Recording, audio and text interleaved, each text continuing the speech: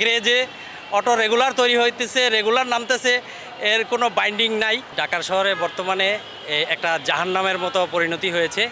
এটা মূল কারণ হচ্ছে এই অটো।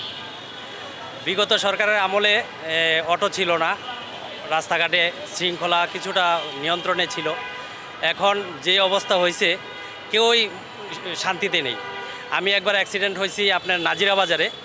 একটা অটো, ও গ্রাম থেকে উঠে আসছে, ও ডান বা কিছুই বোঝে না। ও চার রাস্তার মোড়ে যে আইসা স্লো করে যাইতে হবে, চতুর্দিকে ফলো করে যাইতে হবে, পিছনে খেয়াল করতে হবে, সামনে খেয়াল করতে হবে, এগুলো ওরা কিছু বোঝে না। ওরা গ্রামে মাছ ধরছে, ধান কাটছে, ক্ষেত নিড়াইছে, কৃষিকাজ করছে। এখন গ্রামে সারাদিন কাজ করলে হাজিরা পায় 500 টাকা, আর অটো চালাইলে পায় 2000 টাকা। তো এই কারণে সমস্ত গ্রামের মানুষ ঢাকা আসছে এবং দেদারসে অটো নামতেছে। প্রত্যেকটা গ্রেজে অটো রেগুলার তৈরি হইতেছে, রেগুলার নামতেছে, এর কোনো বাইন্ডিং নাই, হ্যাঁ, এর কোনো নাই, আপনার কি বলবো, লাগামহীন এগুলো।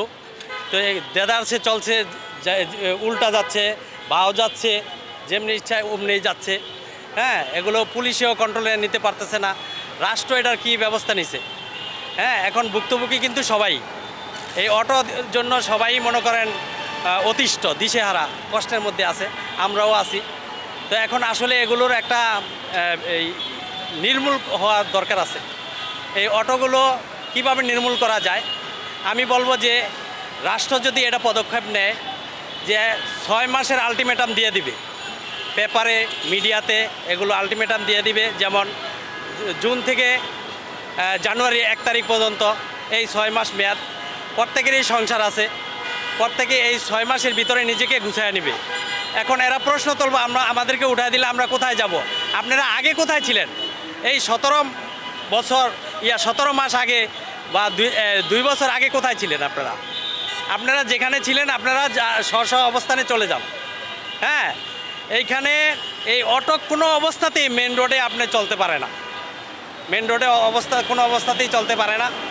এই অটো যদি উঠাইতে হয় তাহলে পদক্ষেপ এবার মেনে নিতে হবে।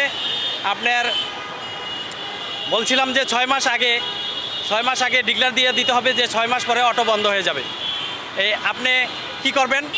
আপনি সিএনজি ড্রাইভিং শিখেন, প্রাইভেটের ড্রাইভিং শিখেন, বাসের ড্রাইভিং শিখেন, ট্রাকের ড্রাইভিং শিখেন। আপনি একটা দক্ষ কারিগর হন।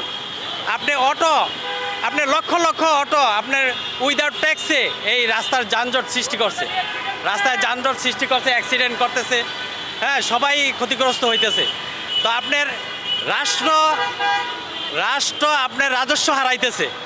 আপনি এই মানুষগুলো রাষ্ট্রের কিভাবে রাজস্ব না হারায়া এই মানুষগুলো এই আপনার শৃঙ্খলার ভিতরে আসে, এই একটা নিয়ম শৃঙ্খলার ভিতরে আপনার আনতে হবে।